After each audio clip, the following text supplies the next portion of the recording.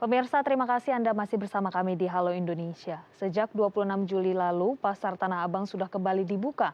Meski demikian, untuk masuk ke Pasar Tanah Abang, kini pengunjung dan pedagang wajib menunjukkan sertifikat vaksinasi guna mencegah terjadinya penularan COVID-19 di lingkungan pasar.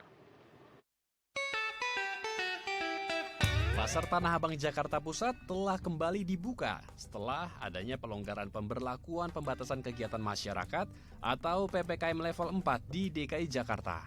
Sejak dibuka pada 26 Juli 2021 lalu, berbagai pembatasan dilakukan. Seperti jam operasional Pasar Tanah Abang yang dimulai dari jam 7 pagi hingga jam 3 sore dan pembatasan kapasitas pengunjung yakni 50%. Selain itu, seluruh pedagang dan pembeli yang masuk ke Pasar Tanah Abang kini wajib menunjukkan sertifikat vaksinasi COVID-19. Hal ini dilakukan untuk mencegah terjadinya penularan COVID-19 di pusat niaga terbesar di Asia Tenggara ini. Di Pasar Tanah Abang Blok A, para petugas keamanan memeriksa sertifikat vaksinasi pengunjung yang ingin masuk ke Pasar Tanah Abang. Aturan wajib menunjukkan sertifikat vaksinasi ini bertujuan memberikan rasa aman kepada warga saat aktivitas jual beli berlangsung. Meski demikian, beberapa pengunjung dan penjual mengeluhkan aturan tersebut, terlebih bagi mereka yang belum menerima vaksin. Dan untuk membahas lebih lanjut, peraturan apa saja yang diterapkan di Pasar Tanah Abang untuk mencegah terjadinya penularan COVID-19 di lingkungan pasar, kita akan langsung berbincang bersama Bapak Heri Supriyatna selaku pengelola Blok A Pasar Tanah Abang. Selamat pagi Pak Heri. Selamat pagi Mbak Prisil. Selamat pagi Pak Heri, kita tahu Pasar Tanah Abang kemudian di masa PPKM darurat sempat ditutup begitu operasinya. Nah, kali ini dibuka namun ada syarat bagi para pedagang untuk melakukan aktivitas, baik pedagang maupun para pengunjung. Nah, boleh diupdate Pak, seperti apa sekarang syarat untuk masuk ke Pasar Tanah Abang? Ini tetap 3M ya Mbak ya, 3M itu masih tetap diterapkan di kita. Terus ada tambahan lagi satu, seluruh pengunjung pedagang dan pokoknya seluruh yang masuk ke Blok A Tanah Abang itu mereka harus menunjukkan kartu vaksin. Sehingga kenapa kita lakukan seperti itu, supaya semua merasa nyaman, aman dalam melakukan transaksi berbelanja di pusat perbelanjaan Blok A. Baik Pak Heri, kalau tadi ada 3M yang masih harus digalakkan begitu ya, semuanya harus menerapkan protokol kesehatan, kemudian ada syarat vaksinasi. Nah, ini kita masih dalam suasana PPKM berlevel. Pak Heri, boleh dijelaskan saat ini kemudian adakah pembatasan kapasitas dan waktu selain tadi protokol kesehatan yang masih harus digalakkan Pak? Oke, kalau waktu operasional hanya berkurang 1 jam Mbak. Sebelumnya kami beroperasi dengan jam 16.00. Saat ini hanya sampai jam 15.00. Jadi hanya berkurang 1 jam jam operasional kita. Hal-hal lainnya sih semua berjalan sesuai dengan normal ya. Semua kita perbolehkan untuk buka karena tidak ada pemberlakuan pembatasan 50% buka tutup, tidak. Ini semua bisa berbuka. Terus kemudian pengunjung kita batasi 50%. Tapi kondisi saat ini memang 50% pengunjung yang datang berbelanja ke pasar Blok A Tanah Abang. Baik, itu tadi kalau sudah ada 3M, kemudian memang pembatasan masih hanya di soal waktu begitu ya Pak ya. Sejauh ini kondisinya seperti apa pedagang atau pengunjung di Pasar Tanah Abang? Apalagi sekarang ditambah dengan persyaratan adanya kartu vaksinasi atau sertifikat vaksinasi. Apakah ini semakin mengurangi aktivitas perdagangan di sana atau seperti apa Pak kondisinya? Syarat dengan kartu vaksin untuk masuk ke Pasar Tanah Abang itu tidak menjadi kendala yang berarti ya, karena seluruh pengunjung yang datang itu mereka sudah sadar terkait aturan tersebut dan mereka datang sudah langsung menunjukkan bahwa mereka punya kartu vaksin. Terus kemudian terkait tadi pengaruhnya terhadap jumlah pengunjung, ya memang kita sudah buka memang baru kurang lebih belum sampai 60% lah pedagang yang buka di Pasar Tanah Abang saat ini. Dan pengunjung sendiri masih sangat jauh ya dari masa sebelum kemarin pada waktu Idul Fitri kemarin. Lebaran kemarin masih jauh sih. Sekarang rata-rata per hari paling tidak sampai 5.000 orang sih, Mbak. Apalagi pada waktu buka pertama tuh nggak sampai 1.000 orang yang datang. Mhm. Seperti itu Mbak Priscil. Baik, ini ada kemudian penegasan syarat begitu ya untuk melakukan aktivitas apalagi di tengah lonjakan kasus. Nah, Pak Heri, boleh kembali ditegaskan apakah syarat sertifikat vaksinasi ini hanya sementara waktu atau memang ini akan berlangsung sampai ke depannya, Pak? Baik, Mbak. Jadi gini, Mbak, kami sebetulnya sih mengikuti aturan dan ketentuan yang ditetapkan oleh pemerintah. Syarat vaksin ini kami ikuti anjuran daripada surat perintah daripada PD, anjuran dari Pemprov DKI. Sebetulnya hal ini sih sifatnya lebih ke sementara karena kan kita tujuan dilakukannya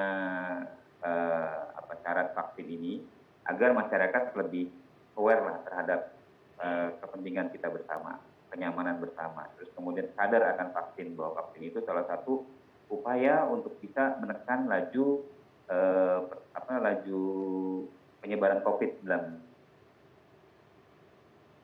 Kalau untuk seterusnya mungkin kalau saya bisa bicara bahwa itu tidak ya. Kita mengikuti aturan yang ada, kita mengikuti ketentuan yang ada. Kalau misalnya memang seluruh warga seluruh Indonesia ini sudah tervaksin semua ya mungkin ketentuan itu nanti tidak akan diberlakukan di pasar Blok A Tanah Abang. Seperti itu, Mbak. Baik, ini masih menunggu seperti apa perkembangan pemberian vaksinasi begitu ya. Kalau memang saat ini mungkin di tengah lonjakan kasus ini untuk juga kepentingan perlindungan begitu bagi pedagang maupun pengunjung di kawasan pasar supaya tidak ada penularan. Nah, Pak Heri, kemudian kita tahu di PD Pasar Jaya sendiri, terkhususnya di Tanah Abang ini juga memberikan layanan vaksinasi bagi para pedagang. Nah, sejauh ini apakah sudah 100% pedagang di blok-blok yang ada di Pasar Tanah Abang ini menerima vaksinasi tersebut, Pak? Jadi gini, kalau kita bicara vaksinasi, dulu pemerintah pada saat awal gencar-gencarnya vaksin, Pasar Tanah Abang ini, kawasan Tanah Abang lah kita bicara Pasar Tanah Abang itu dijadikan pilot project untuk vaksin di area pasar pertama di Indonesia. Dan targetnya dulu 53.000 vaksin.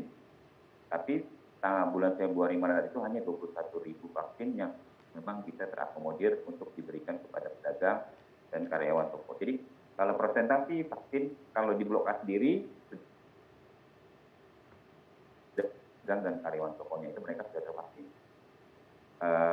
Itu yang di bawah naungan Pasar Jaya itu ada Blok A, Blok B, Blok F, dan Blok E. Kalau bicara kawasan Tanah Abang kan tidak hanya itu, ada blok-blok yang lainnya juga, ada pasar-pasar yang lainnya juga, yang memang kalau misalnya kita lihat dari data yang memang dirujuk dari Kementerian Kesehatan itu targetnya waktu itu 53.000 untuk kawasan Tanah Abang. Saat ini sudah mencapai 90% untuk yang di bawah.